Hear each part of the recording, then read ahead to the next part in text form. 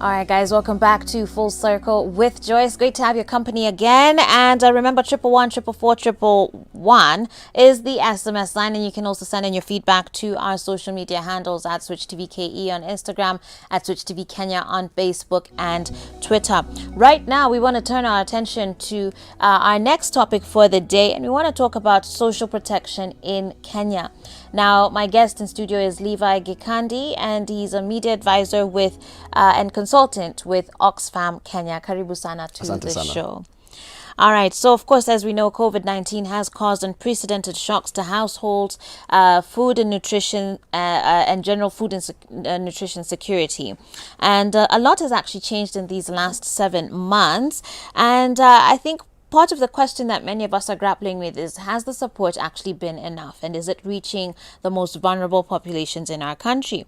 What is government's role in all of this? What is the NGO's role in all of this? What do we as citizens have a role in this as well?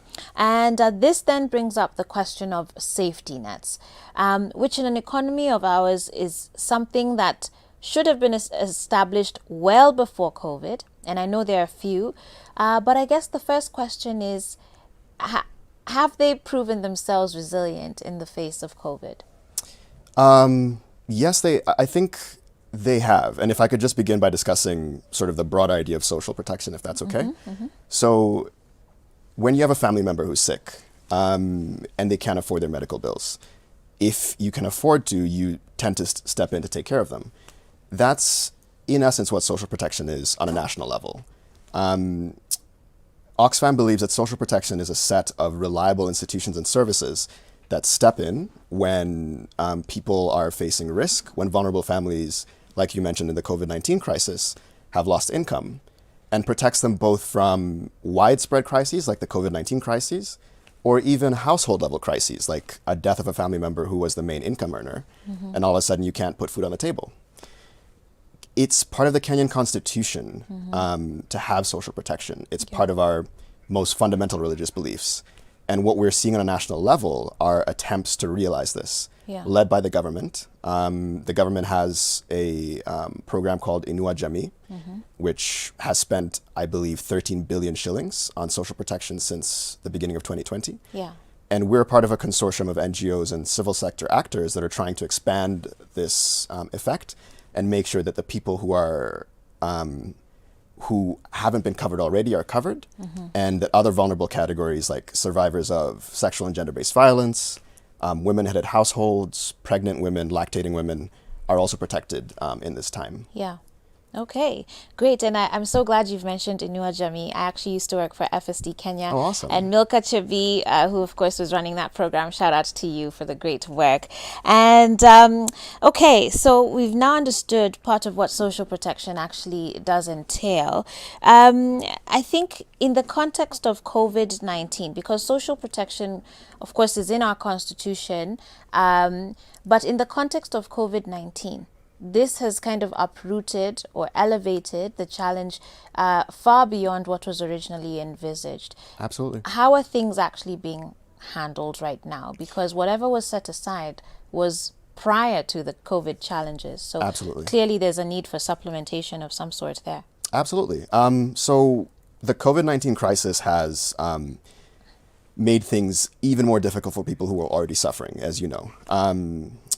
COVID-19 has infected and affected diplomats, government officials, celebrities, but we find that it's affecting poor people the most, especially people in informal settlements. In Nairobi, for example, 56% of the population, an estimated 56%, lives on just 6% of the land. That's Kibera, Korogocho, all the informal settlements that we know. These are generally overcrowded spaces where water sometimes is more expensive than even in affluent areas like Lavington. So these are ideal transmission conditions for COVID-19.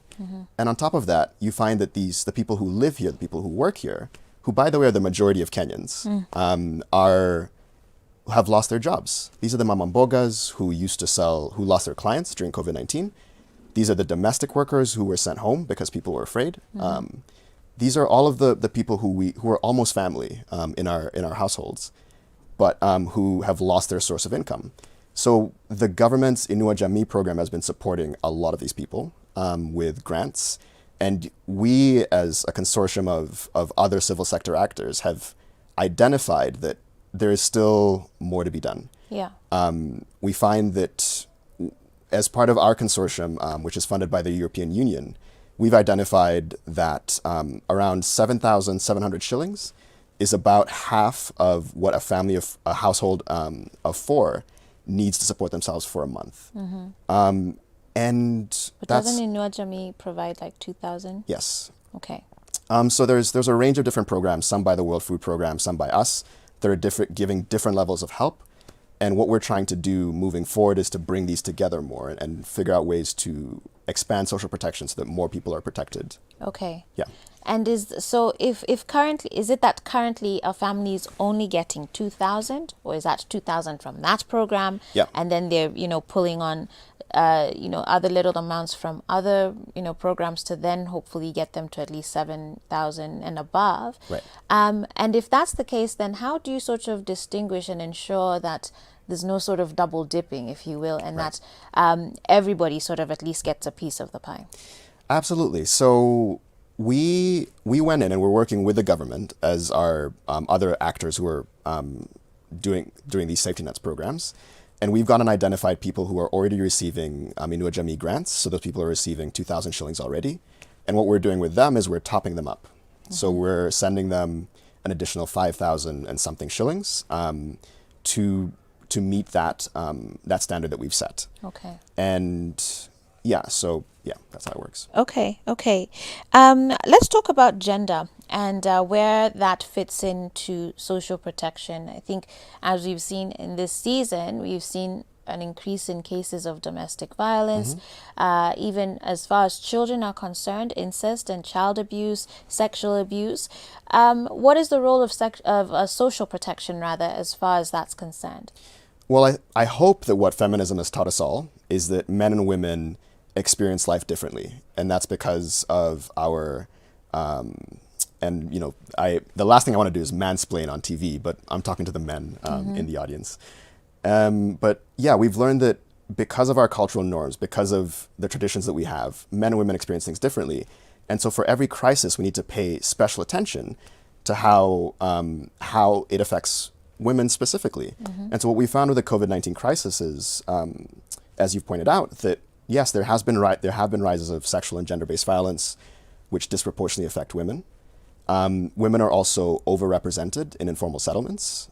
So in general, that's a greater effect on women. And also you find that the chores that we take for granted every day, the cleaning of the house, the taking care of kids, the fetching water, which if you're in an informal settlement, that involves walking for a great distance and risking catching COVID-19. A vast majority of these are borne by women traditionally. And so we've seen an increase of this kind of care work, which is what we call it, in informal settlements. And that's being disproportionately borne by women who also have to take care of their kids, who are also the primary caregivers. They also have to go out and get a job. And so the combination of these factors makes the COVID-19 crisis an even more acute crisis for women, especially poor women in informal settlements. Yeah. So what's the way forward as far as social protection in Kenya is concerned? Because it seems that we have a very, very long way to go. I mean, the majority of our population, are unemployed, young people, mostly living either in rural areas or in informal settlements in the urban areas. And as it is already, we're struggling to provide a sufficient amount based on the research that you've shared. So what to you is part of the way forward? What is it that is actually needed? Well, I think the first thing is to have a clear understanding of what the risk is in the present. So we've done a range of studies in informal settlements. We've actually, we're part of this program called the Urban Early Warning Early Action System, which has been established in urban settlements with the government to rapidly identify what's happening in informal settlements in times of crisis. What we found is that because of these job losses that we're talking about, as many as from the people that we tested, people could only afford an average of half of the daily food and other needs that they required. Only a quarter of the households that we studied had a stable income earner. Like you're saying, people are jobless. And what this is also causing is malnourishment in children, Yes. who, if they're under 5, could have long-term developmental effects, which then adversely affects their ability to combat poverty in the future. So we're seeing a crisis right now that could have long-term effects if we don't address it today.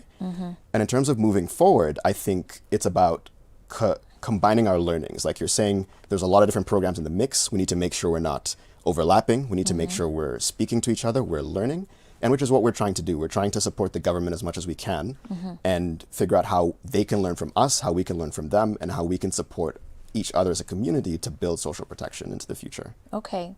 And as far as social protection itself, so, there's a lot of debate as far as whether that's actually the best route to take anyways. A lot of people, at least a lot of economists, have a lot of questions about cash transfers and sort of the effectiveness of cash transfers. Has the science or the research, the policy environment changed at all over that? Or in your opinion, is that still really the option that we have today? I think that people are coming on board with the idea more and more. I think that people are understanding that we need to take care of our fellow citizens, and the government's Inua Jamii program is, across East Africa, a flagship program that is being looked at as an example for what social protection could be in Africa. I think that a lot of the rumors that, a lot of the things that people say, the misunderstandings that people have about cash transfers are being steadily debunked, thankfully. We find that when people are given cash transfers, majority of studies have proven that they're likely to help people find dignified ways of surviving. In informal settlements, when you don't have money to put food on the table and you have to feed your children, a lot of people resort to negative coping mechanisms like prostitution, crime, things that are even more harmful to themselves. Yeah. We find that if you give them cash, they're not going to misuse it. They're actually going to spend it to feed their kids. They're going to spend it to improve their livelihoods. And an important part of social protection is asking the question of what's next. How can we move these people from that category of vulnerability and build their resilience so that they don't have to be vulnerable in the future? Yeah, absolutely. And I think then to those who are sort of seeking to work in this space, there's been a lot of different programs of people sort of donating, giving their time, cooking for people, providing all sorts of resources. Is there a way for them to also combine their efforts with yours, just so that we don't have this overlapping risk? Of course, Oxfam is a huge organization, but I'm referring to the ones who are doing this at a much smaller scale. Is there any sort of linkage there, or any way for them to sort of coordinate their efforts? Should they even be coordinating their efforts with, this larger consortium? I think we need to consider social protection as a set of formal services and a set of informal services. Okay. Like I said earlier, when someone gets sick in your family, you're going to try and help if you can. So there's always going to be a set of informal mechanisms that are stepping into place to help.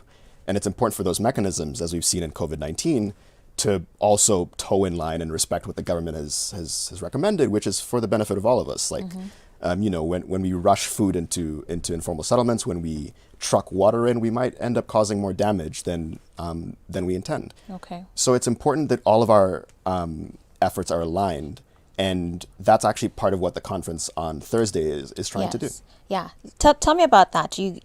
There's a conference on Thursday. Tell us a bit about what this conference is about. Sure. So Thursday marks 8 months after the first case of COVID-19 was spotted in Kenya. And we are organizing a conference called Raising the Social Protection Floor. It's a conference that is bringing together all of these different social protection change agents, including the government, the Ministry of Labor and Social Protection, all of our consortium members of non-governmental organizations. We are bringing on our our friends from abroad who are funding some of these programs, like the European Union, who funds our consortium, the Danish government and the German government, and the UN. And we're all sitting around the same table, and we're discussing how we can improve on these programs through a series of 4 different panel sessions. Okay.